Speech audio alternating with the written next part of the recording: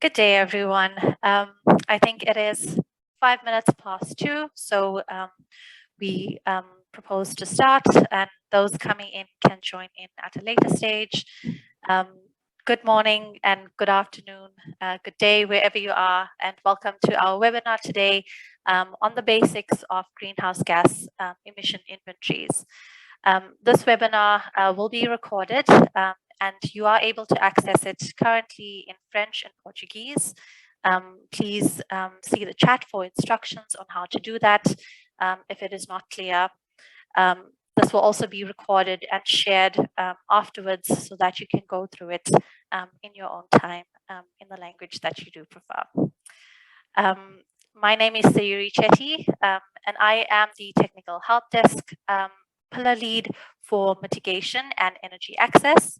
And today it is my pleasure to host this webinar and to have our mitigation experts on board from Promethium Carbon, who join us today as the lead trainers to present this webinar on this very important topic. Just to mention that this webinar does come in response to a number of cities who have requested support on putting together their mitigation action plans and their greenhouse gas emission inventories, but who do not know necessarily where to start. And this is a very basic introduction to inventories, and we hope that we can have more future webinars that will go into the details so that you can get into the topic a little bit more, and at the end, hopefully, we'll be able to put together an inventory for your city.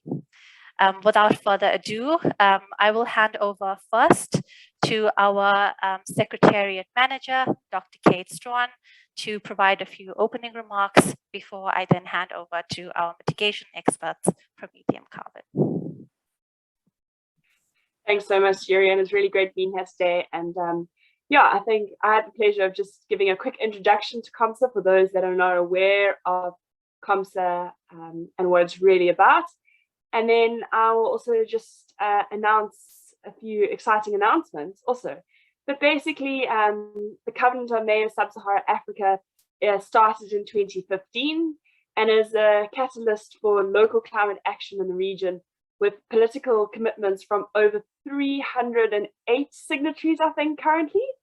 And the purpose of CoMSA is to support local governments in moving from the planning stage to implementation, with a focus on unlocking climate finance at a local level. The CoMSA initiative is a European Union initiative that supports the external dimension of the European Green Deal, as the global challenges of climate change and environmental degradation require a global response. And I'm very grateful to the co-funding from the European Commission, BMZ, and the Spanish Corporation for funding this amazing initiative. CoMSA is the regional chapter of an international alliance of cities, which is known as the Global Covenant of Mayors for Climate and Energy.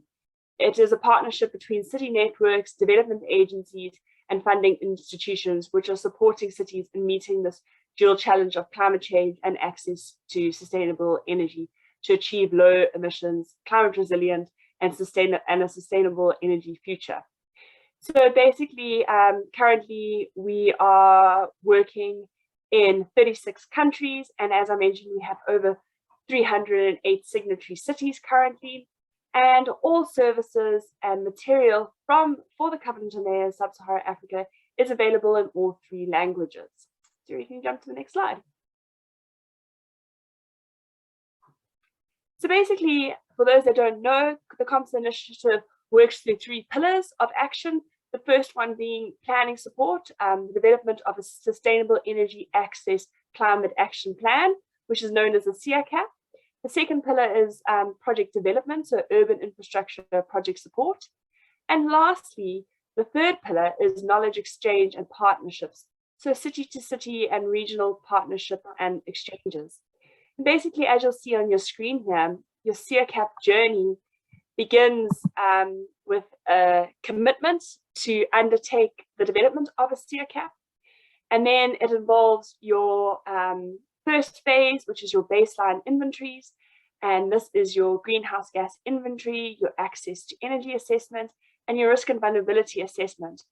And then you move on to your next pillars, which involve your target and goal setting, and then your planning, and lastly, your compliance phase of this. And as Yuri mentioned, today we're going to be focusing on the baseline phase of your CERCAP journey and looking at your greenhouse gas inventories.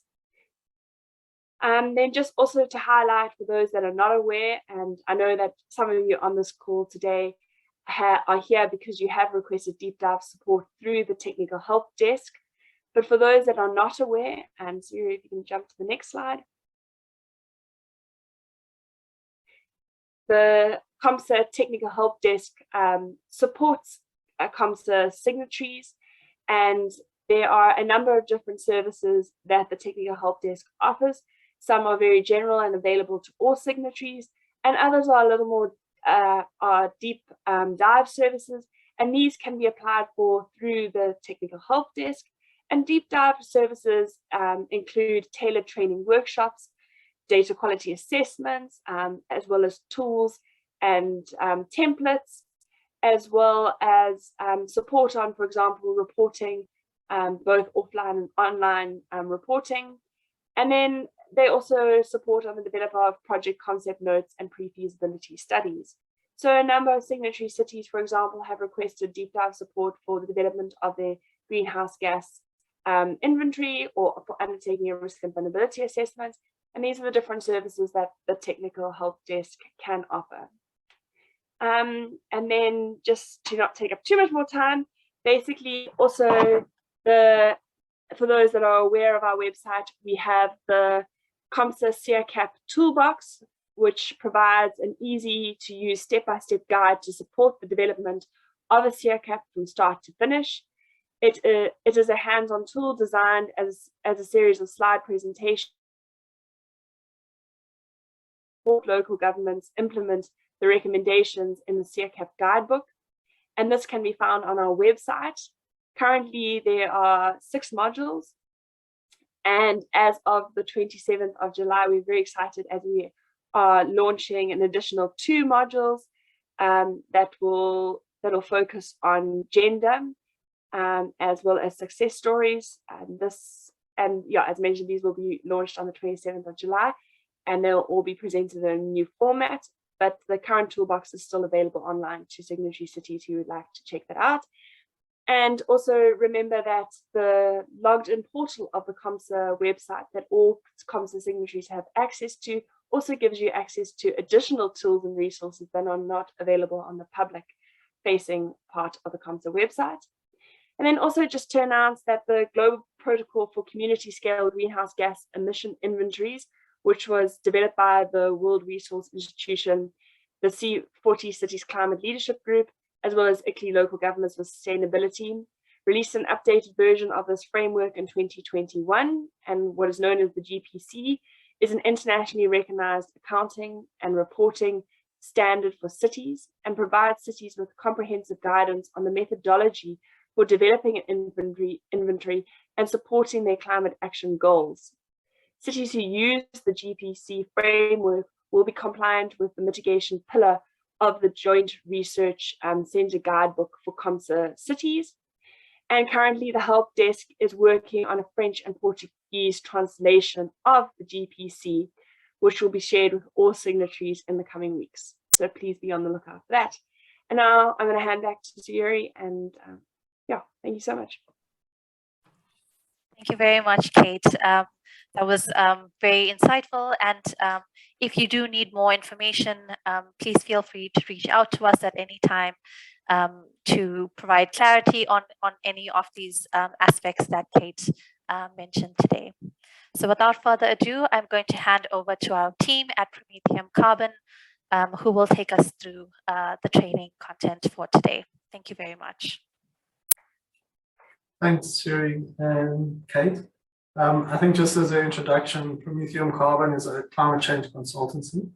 We've been helping COMSA in doing reviews for the various cities and also helping with assessment of the development of greenhouse gas emissions inventories.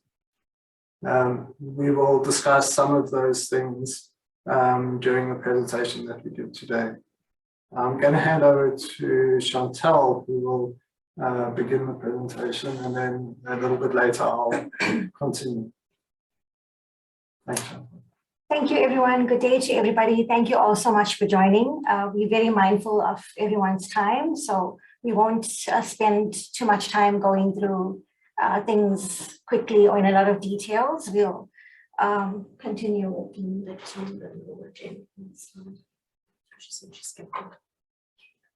just to go back to the agenda, we've done the welcome and introductions. The way we've structured our webinar for today is in 3 different parts. So we'll talk through a little bit on the scientific context of climate change, just going to a little bit of basics. And then part 2 would be on the greenhouse gas inventory standards and methodologies. And then part 3, we'll look at data collection and how to develop an inventory. Then we'll have a little bit of reflection on specific challenges that some of the cities are facing. So some experience sharing. And then we'll have a question and feedback session, and then a way forward and close. Touched on that. So just to give a little bit of context about the Earth's carbon balance. So carbon in the atmosphere plays an important role in the environment, and human activities over the years have caused a tremendous impact on the cycle, and it's affected this balance. And this has happened through burning of fossil fuels and changes in land use, which has created an imbalance in the world's carbon. The greenhouse effect is a natural process that allows atmospheric gases to be trapped. It's a natural phenomena that allows the Earth to retain enough solar. Without this greenhouse effect, the Earth would not support most forms of life. But throughout the years, we've seen that human activities are changing this natural greenhouse effect. So too much of greenhouse gases can cause the atmosphere to trap more heat, which then causes a warming effect. And that's known as, the phenomena is known as global warming. And some of the greenhouse gases that we refer to, or anthropogenic emissions, your carbon dioxides and your methane gases, as well as your nitrous oxides. And these are actually contributing to a warming effect, which is affecting the average temperature of the Earth's surface. The latest science offered by the IPCC has also shown that anthropogenic-induced global warming or climate change is contributing to a lot of phenomena such as land degradation or increased hot days and heat waves that are becoming frequent and longer, as well as other impacts which is resulting in increased loss in biodiversity, bush encroachment, and the spread of alien invasion.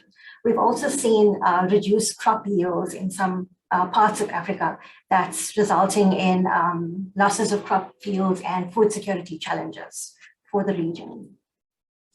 Some of the latest science that's also presented in the IPCC Working Group 3 report shows that between 2010 and 2019, there's been the net anthropogenic greenhouse gas emissions have increased higher than any 2 previous times in human history.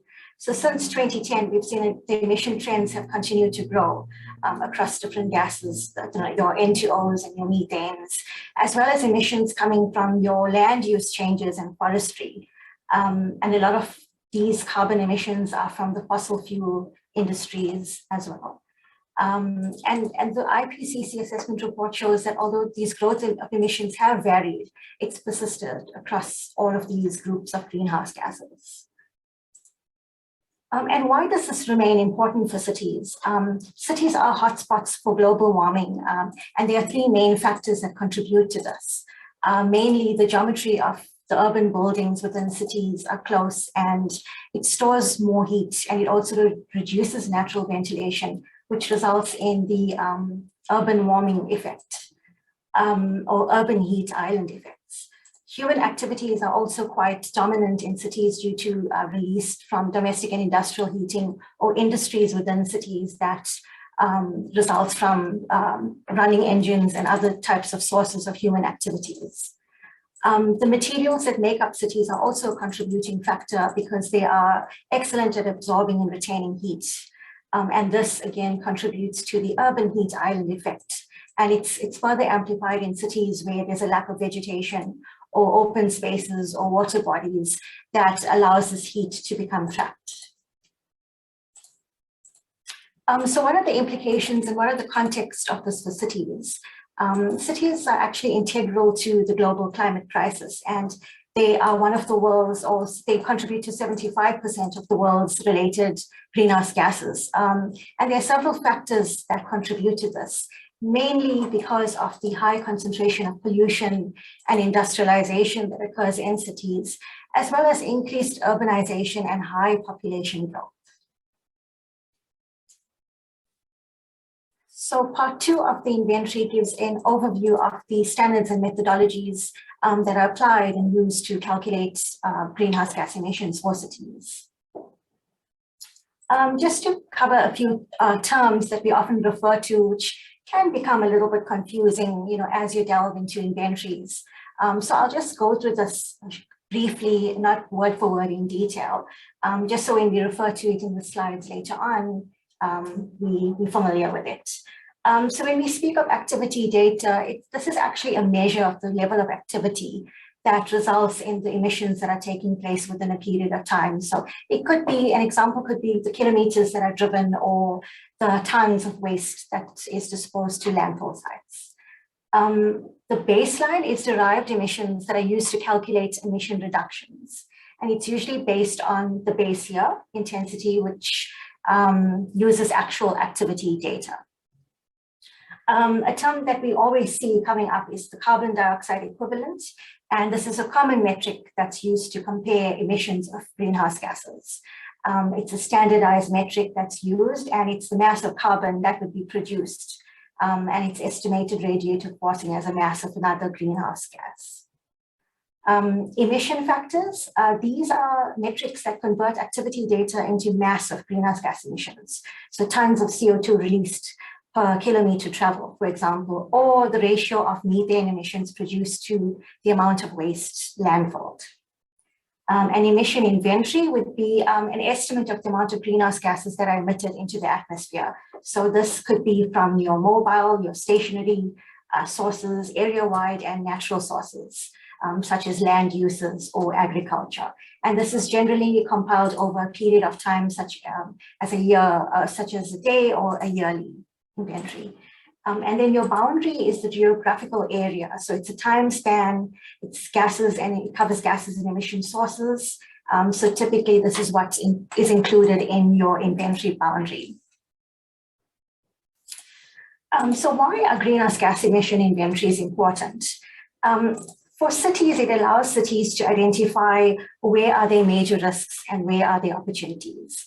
And a lot of these cities, or a lot of cities, contribute to national or countries' national determined contributions. So an inventory ultimately allows cities to measure their reductions and contribute to that NDC, the NDC goals that are within or that countries commit to. And it also helps contribute or build more effective emission reduction strategies that contribute towards the NDC goal. And cities for themselves can then measure their own targets and reductions, and then are able to track their progress more accurately and comprehensively. So some of the applicable standards that are used by cities are the CoMSA guidelines, which is based on the Greenhouse Gas Protocol for Community Scale Greenhouse Gas Inventories, also known as the GPC. And further guidance is presented in the Sustainable Energy Access and Climate Action Plan, the CCAP guidelines. Whereas other international standards that could be considered are the ISO standards. So part 1, which is the latest standard updated in 2018, specification guidance at organizational level for quantifying and reporting emissions, as well as the Greenhouse Gas Protocol Corporate Guide, which is the accounting and reporting standard, and then relevant guidance from the IPCC guidelines. So whenever we compile an inventory, it's always important to consider a few things or these principles that help guide the inventory to not have any gaps, or to take into consideration emissions and the way calculations should be completed, or the type of activity data that should be looked at, and certain things that should be considered in the process. And this would be the relevance, completeness, consistency, transparency, and accuracy. So when we talk about relevance, we always look at the emissions that are relevant to the local situation. So what would be relevant to the city reporting? What emissions are being emitted or are being released within the city boundary that would be relevant for inclusion into an inventory? And then completeness really talks about emissions to be as complete as possible. So where possible, or where data is available to cover all emission sources that are included in the relevant frameworks or standards. Then consistency entails that when conducting an inventory, the approach should be consistent. So in terms of the boundary, as well as the methodology that's being used. So using consistent methodologies to calculate the greenhouse gas inventory also allows the inventory to be meaningful, with meaningful documented changes of emissions over time. And it also shows where there are relevant gaps and where things could be improved. And then transparency looks at things around activity data, your emission sources, the factors, and the different methodologies that are required to document and disclose inventories. And also, this is quite important if the greenhouse gas inventory is going through a verification process, then this transparency becomes important for that process as well. And then lastly, accuracy is the calculation of the inventory. So you don't want to overstate emissions or understate what the actual greenhouse gas emissions are. Although in some cases where data isn't available, they may need to include some assumptions, but yeah, just to be mindful of that. The general approach that's required under the GPC requires city to report the emissions using two distinct but complementary approach. So it includes a scope framework and a city-induced framework. So the scope framework allows city to report all the emissions that are attributable to whatever activities are taking place within the boundary of the city. So it could be scope 1 that's within the city boundary, grid supply energy sources which fall under scope 2, and any out of boundary scope 3 emissions related to transport or things like that. And then the city-induced framework measures emissions that are attributable to the activities within the geographical boundary of cities. It covers selected scope 1, 2, and 3 emissions. So it provides two reporting levels that demonstrates different levels of completeness. So for the cities that find maybe the scope 1 and 2 may be more relevant than scope 3, this is where the city-induced framework allows the cities to choose which would be relevant. So the basic level approach covers emission sources that occur in almost all the cities. So it would cover or look at things around stationary energy, inbound transportation, waste, and those sort of sectors. Whereas Basic Plus is a little bit more detailed and more complicated because it looks at the sources that comes from your industrial processes and product use, and your agricultural, forestry, and other land use emissions that make up the boundary or the emissions within the city. The Sustainable Energy Access and Climate Action Plan is also a key document that cities could reference when developing their emission inventories. And it also includes step-by-step guidance on how to develop an action plan and a sustainable energy action plan for the city. It's both a strategic document as well as an operational document. So it uses the baseline emission inventory to develop best action and opportunities for cities that want to develop emission targets and goals and action plans. So we also referred to the CCAP in our analysis, and this is defined by the criteria or the principles that define scope, boundary, and sector. And the elements will be the components of a well-designed CCAP, from political support to actions And the process allows different phases to be followed in order to develop a local action plan that can be implemented by the city. Okay, and then we now move on to part 3, which is data collection and development of a greenhouse gas inventory. And I'll hand over to Philip, who will take us through the next few slides. Thanks, Chantal. So when it comes to the data collection, this is where all the detail sits in terms of putting together your greenhouse gas emissions inventory. There are different places to get your data from. There's certain data that's readily available. This could be information from companies that are within your city. It could be from producers of energy, and it could be from users of energy, so different industrial players. There can also be processes put in place to get new data. Here we've called it generating new data, but this would be something like surveys. So you could develop a questionnaire, and depending on which sector you're looking at, you could have samples of different sizes. So if they're large industrial players in the city, it may be possible to survey all of them. If you're looking at household energy use, like biomass, for example, you would then have smaller data samples and sample a smaller part of the population.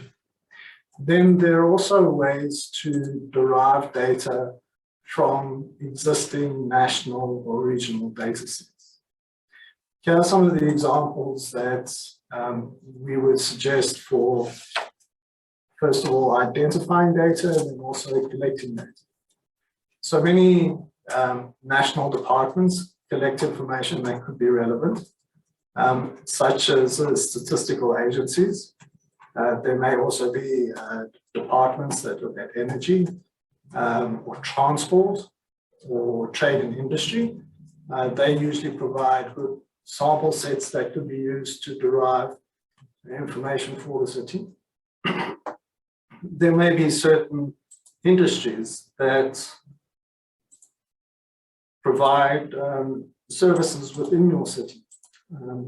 Depending on the main activity in the city, there could be agricultural activities or manufacturing activities, and quite often associations within those industries are good sources of data for helping to compile your inventory.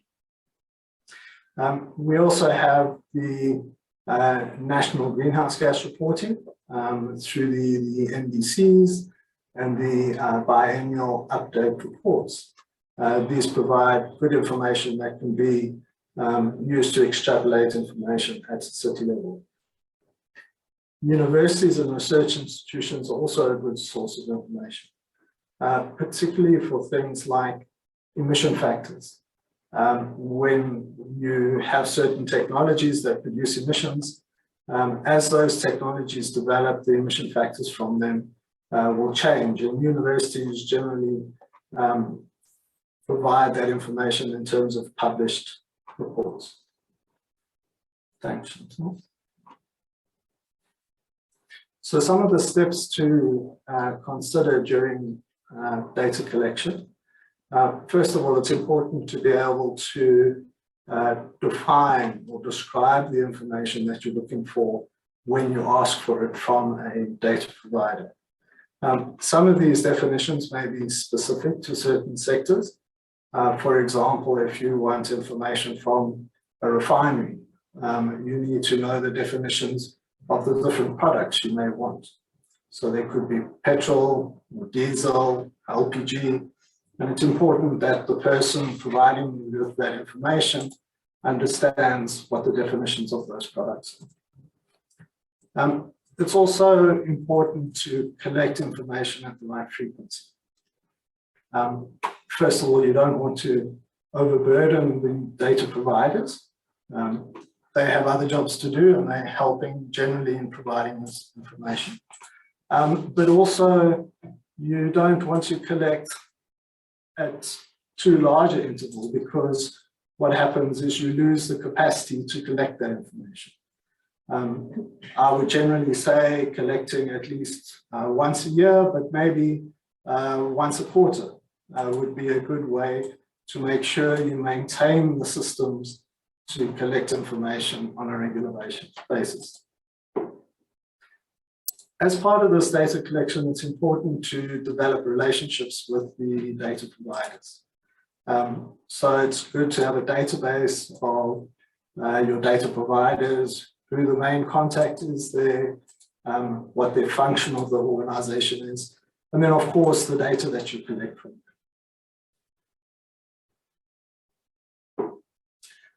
So this comes from a previous slide, and what we're looking at here is really when you develop the process for collecting the data, it's important to define that boundary. Generally for the cities, we will focus on the Scope 1 data collection. The Scope 2 is also generally a function of the cities to provide electricity.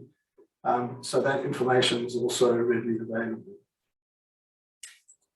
We'll look at the individual sectors in the following slides.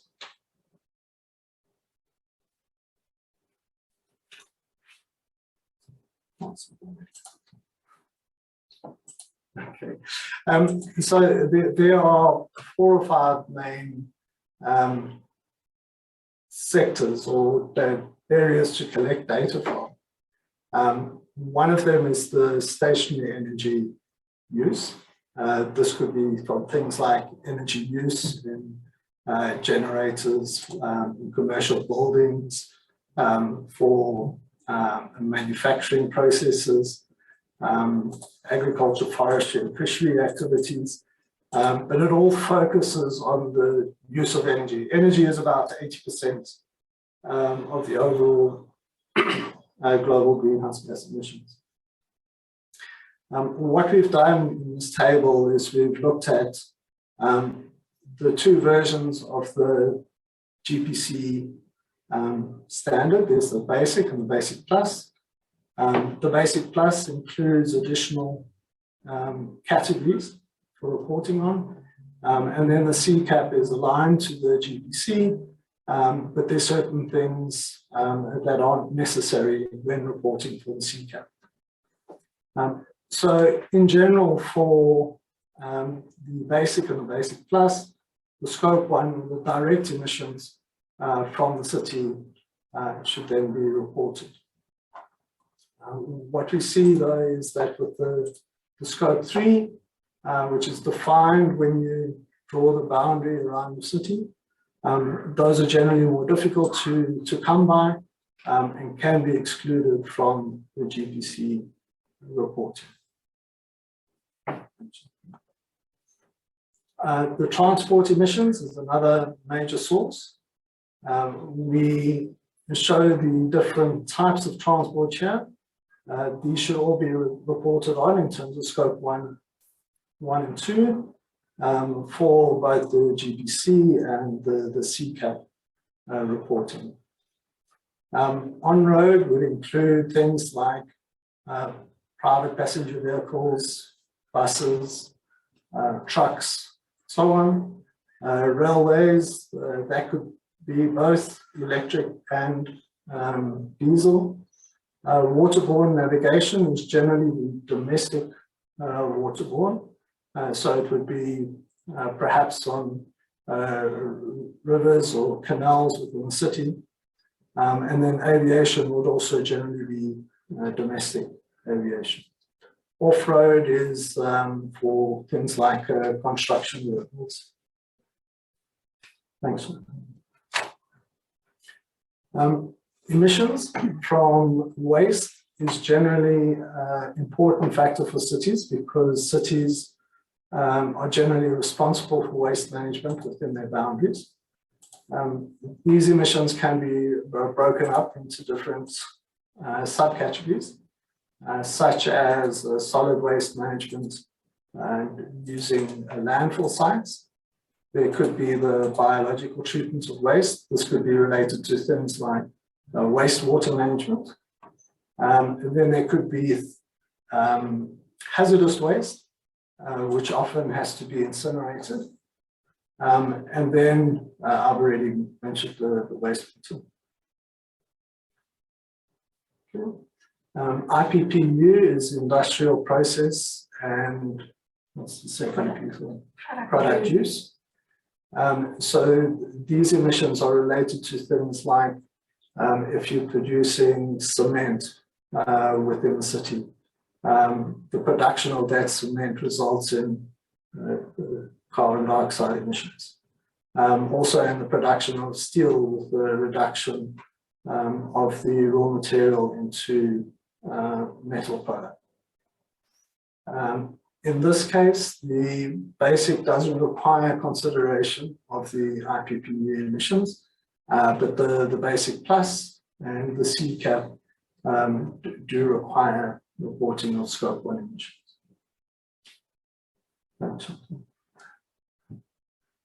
The follow, this is agriculture, forestry, and land use emissions. Both the basic plus and the C cap require reporting under scope 1. The main emissions here would be related to enteric fermentation, related to the rearing of livestock. We see also under the basic plus and the C cap, under the scope 3 reporting, because livestock is such an important factor. The enteric fermentation produces methane, which is a very strong global warming potential. So that's why it's generally good to try and report on that.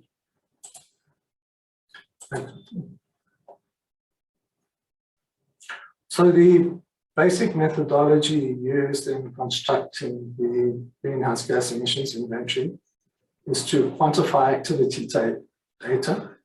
Activity data is a way to define a level of activity, and depending on the sector you're looking at, it may vary. So if you're looking at energy, you would generally report in terms of units of energy, like meters cubed of natural gas or liters of petrol or kilograms of LPG.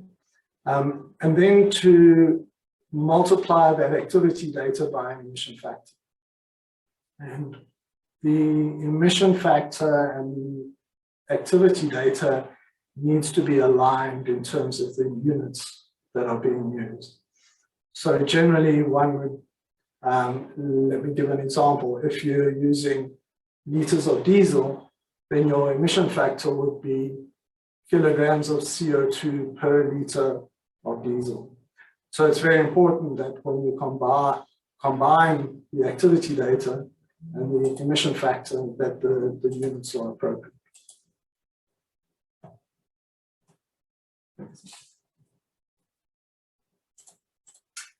So in one of the previous slides, we said that it's not always possible to get existing data, and you may not be able to collect data from surveys. In that case, what you can do is you can use data that could be related to a regional level or to a national level. And then you can scale that data down to the city level.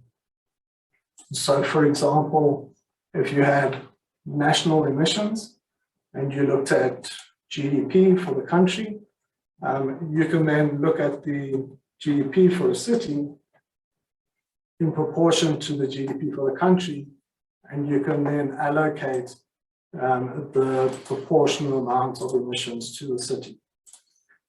So the tool, what's the tool? Proxy data tool. The proxy data tool helps with doing this because it's got the national factors built into it, and you provide the city activity data, and then it proportions the emissions from a national level to the city level.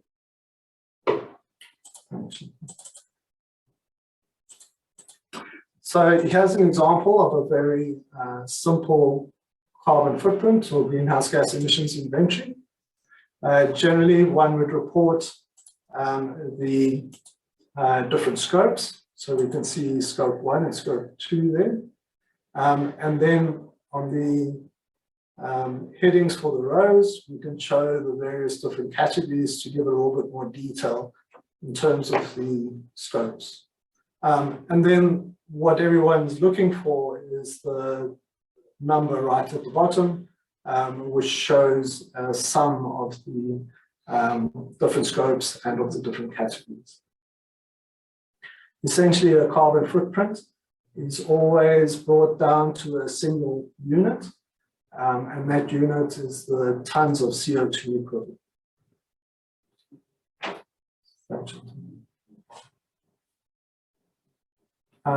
I think at this stage we stop to get some experience sharing.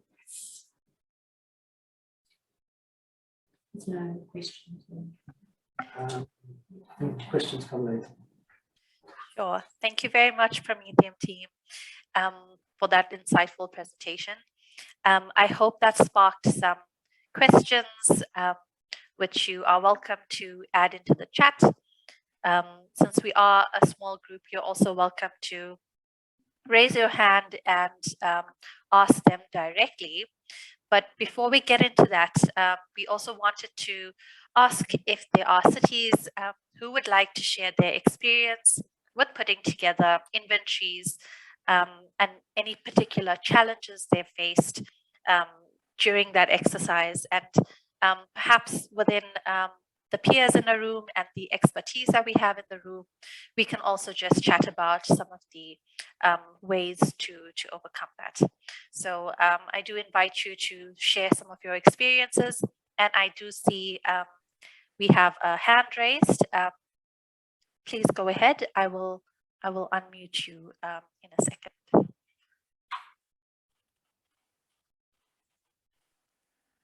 Please go ahead.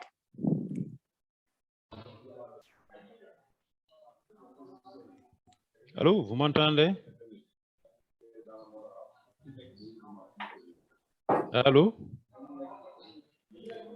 Hi, we can hear you. You're welcome to write your Oui, question excusez-moi in the parce chat que la or... connexion n'est pas la meilleure ici. Je suis un peu Sendiaga Fall, je suis de la ville de Pékin au Sénégal. Et actuellement, je me trouve très loin du Sénégal parce que j'effectue le pèlerinage à la Mecque. C'est très loin, ce n'est même pas dans le même continent, mais je tenais quand même à participer compte tenu de l'importance du sujet. Donc, je pense qu'on a bien écouté, on a relativement bien compris parce qu'on a eu heureusement à passer par cet exercice-là. Et la difficulté que nous avions effectivement, c'était la collecte des données. C'est vraiment le blocage en général le plus important ou bien la question centrale. Et au niveau de la ville de Pékin, on avait donc s'attaché les services d'un consultant quand même, mais malgré le fait qu'on s'attache les services d'un consultant, la ville a toujours un travail important à faire de collecte de données que le consultant ne peut pas faire parce qu'il n'est pas de la localité, il n'a pas toujours toutes les données au niveau local. Donc la ville aussi est également chargée de faire ce travail de collecte et qui peut durer assez longtemps.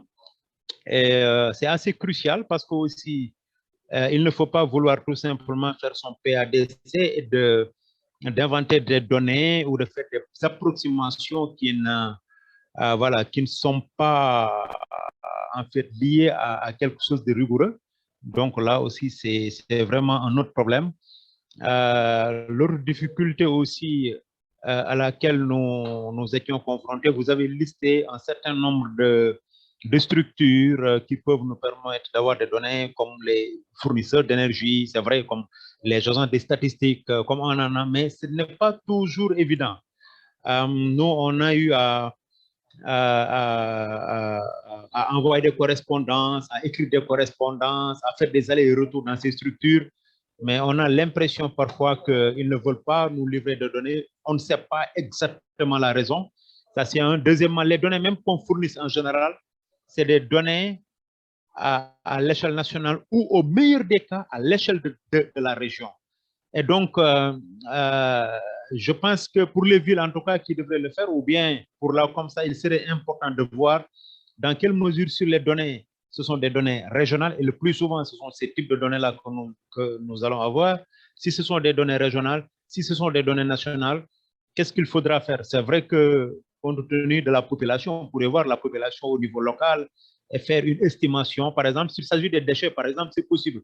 Mais s'il s'agit, par exemple, d'autres types d'énergie, comme l'énergie stationnaire, ce n'est pas toujours évident.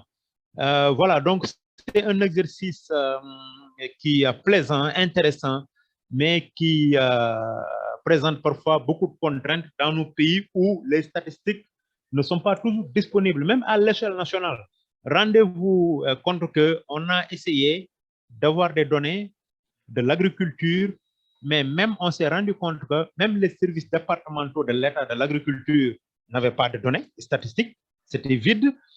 Et même lorsqu'on est allé plus loin, à la direction par exemple de l'horticulture, on a fait des correspondances, on a essayé de s'approcher du directeur, mais jusqu'à présent, pour vous dire, on n'a aucune statistique à ce niveau. Donc voilà à peu près les quelques soucis que nous avons, mais nous avons pu, avec l'expertise, avec la compétence du consultant avec qui nous avons travaillé quand même, avoir certaines données, et le consultant avait une équipe, et effectivement, et chaque membre de cette équipe-là était dans une structure de l'État, par exemple au niveau du ministère du pétrole, de l'énergie et du pétrole. Ça nous a facilité d'avoir les données au niveau du secteur de l'énergie. Donc, excusez-moi, je suis un peu long, mais c'était un peu pour partager, mais pour vous dire également que j'ai bien suivi ce que vous avez présenté. Et si effectivement on essaie de, disons, d'appliquer ce que vous avez dit, de passer par le processus que vous avez assez simplifié, je pense qu'on pourra, les villes qui n'ont pas encore fait ça pourront effectivement avoir le PADC ou en tout cas leurs inventaires. Ce que je voulais souligner, excusez-moi, je vais terminer par là, c'est que pour le cas de Pékin, c'est une ville, hein, c'est une ville, il n'y a presque pas de... C'était une ancienne zone rurale, mais c'est devenu une ville par l'urbanisation galopante. Mais ce qu'on a constaté lorsqu'on faisait l'inventaire des émissions, c'est que le secteur de l'agriculture occupe une part importante en termes d'émissions. Et dans le secteur de l'agriculture, on s'est rendu compte que c'est à cause de l'élevage, et notamment l'élevage des ovins. Et là, ce sont des activités qui sont pratiquées, bon, peut-être pas partout, mais en général dans les villes africaines. Et au Sénégal, ça commence à prendre une ampleur extrêmement importante jusqu'à ce que ça devance les émissions dues aux déchets. Et donc, c'est un secteur qu'il faudra, à mon avis, disons, surveiller, le secteur de l'agriculture, parce que les émissions dues au secteur de l'élevage sont quand même assez importantes. Et si on a les chiffres, si on ne connaît pas la ville, on peut penser qu'on est dans une zone rurale. Donc, moi, c'est un peu, voilà quoi, une remarque que j'avais faite lorsque nous avons fait cet inventaire-là, mais cela s'explique également par le fait que le secteur de l'élevage, il y a beaucoup de zones d'élevage dans la ville, c'était pas aussi trop surprenant, hein, même si ça nous a un peu surpris, on aurait dû passer à ça. Donc, voilà ce que je voulais dire. J'ai pas beaucoup de questions, mais c'était beaucoup plus une petite contribution que je voulais. Donc, en vous remerciant pour cette opportunité-là, parce que c'est extrêmement important, ces genres de webinaire. Nous avons toujours des choses à comprendre, à savoir et à apprendre. Et vous avez bien fait également de pouvoir préciser certains concepts. Et ça, c'est important de le préciser, la terminologie que vous avez faite pour préciser effectivement un certain nombre, en tout cas, de définitions qu'il faudra préciser et qu'il est important de comprendre avant d'avancer sur un certain nombre de choses. Voilà, hein, j'ai beaucoup de choses en tête, mais je ne veux pas vraiment monopoliser. C'était intéressant en faisant cet inventaire-là. On s'est rendu compte qu'il y a énormément de choses qu'il faudra régler dans nos villes. Donc, je vous remercie pour ne pas monopoliser la parole et laisser l'opportunité aussi aux autres collègues et aux autres amis des autres villes de pouvoir également s'exprimer. Je vous remercie. Thank you very much for sharing your experiences. That was a very rich contribution. And I think we look forward to holding more of these sessions where cities can exchange with each other on some of these important challenges that they're facing. I also see that in the chat, there are more colleagues who complain about the issue of data. I will just pause there and just check if my colleagues from Promethium would like to respond before handing it back to another participant if they'd like to share their experiences or ask their questions. Thanks so much.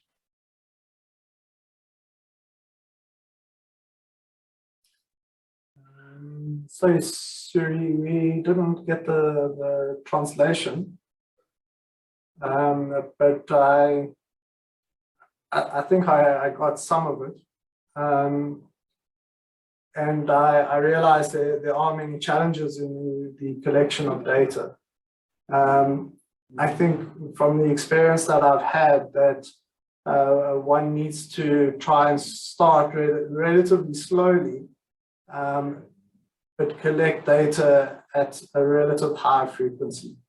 And to slowly build up the team. Maybe you start by collecting energy data on a quarterly basis, and then you slowly start adding things like adding transport data and industrial data. As time goes on, teams get bigger. So it's more of an evolutionary process that one has to go through in the development of the inventories. Thank you, Philip. Yeah, I would also like to just add that while I know data is very important, I think there are tools in place to assist with issues like this, just so that you can get some sort of idea of putting together and understanding your emissions for your city. And I understand that you have already done your baseline assessment, Mr. Fal, but I think for other cities, there are tools like the proxy data tool, which does use national data and downscales it to the local level, so that you do have a very basic understanding or very broad overview of your emissions for your city, which could be a starting point. And I know this is not the ideal solution, but I think it is an option for proceeding to plan for mitigation action. So I will leave it there. I don't see any other questions in the chat, but I'd like to ask if Mr. Guata from Johannesburg would like to share some experience from your side with putting together your city's inventory. I see the challenge is the same regarding data, but would you like to come in?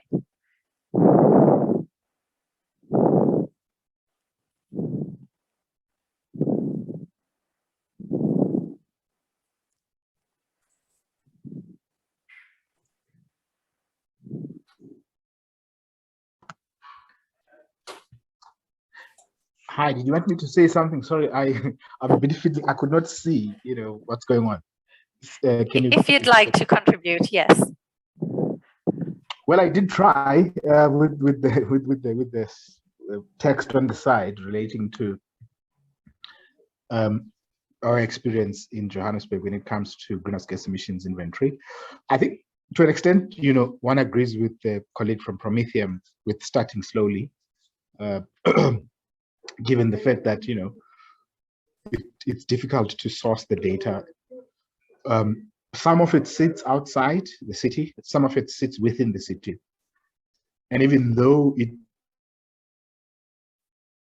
actually may be sitting within the city, sourcing that data isn't sometimes that easy as well. So we took some time to figure that first out, But I think once we were able to in a way figure that out, then we were able to move with speed, I think, to produce a few inventories. But we started with, the first time really that we actually started doing an inventory was we produced a 2014 inventory, and we improved it when we were doing the climate action plan by the 2016 inventory. And I think from there, we used the 2016 inventory as a baseline. And then we sort of gave ourselves a task, you know, a sort of short, medium-term task of backfilling, you know, as far back as possible, and then also going forward. So it's still a work in progress, but I think we're starting to, if you like, realize the fruits or the benefits of, you know, starting slow, and then once you set everything up from that slow start, then you can, you know, accelerate and do as many inventories as possible. So we were able within this financial year to produce 2 inventories, and I think we're going to do the next one, the 2019 inventory. So well, we could do more, but we now are limited by the resources, in other words, for the human resources that could do this job within that time. So the person who does this work does other things as well for climate action in the city.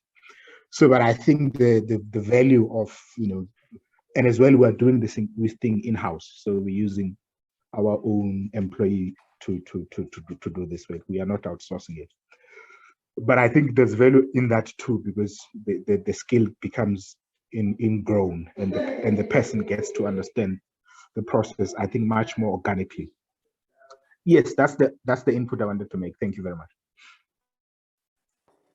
Thank you very much, Mr. Ngwata. And I think your experiences do resonate with many of the other African cities on the continent as well. That's usually the case where you usually do it in-house, and sometimes that is a challenge. I think I will just pause for a second to check if there's any other questions or inputs on the chat, but please feel free to raise your hands. We are actually at our time, so if there are any burning questions, now is the time. We'll take a few more, but I think please feel free to reach out to the technical help desk. We will try to assist as much as we can when it comes to these specific challenges when trying to put together your inventory. Please feel free to reach out to us anytime.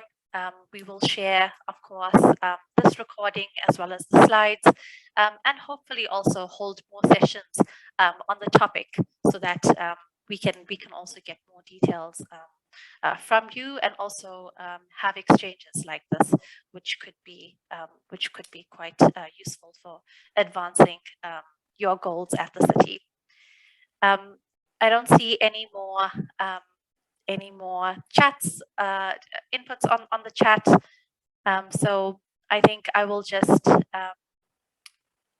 hand over back to my colleagues at Promethium for any last closing remarks before we can officially close. Mr. Fall, do you have another question? Go ahead.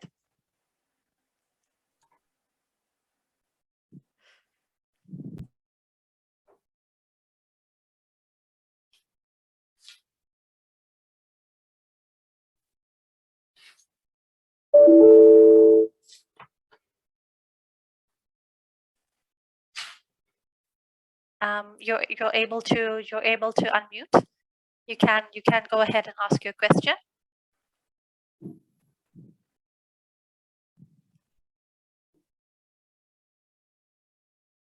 Okay, I'm not sure why that isn't working. Please feel free to type it out in the chat, and we can always come back to you. I'll hand over back to my Promethium colleagues. Thanks very much. Thanks, Sherry.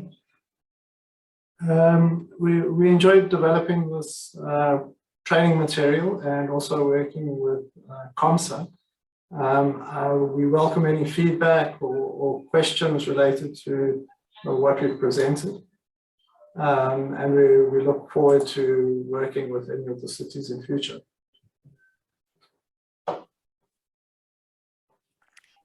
Thank you very much, Promethium team. I think just to mention before we wrap up today, as Kate mentioned earlier on in the call,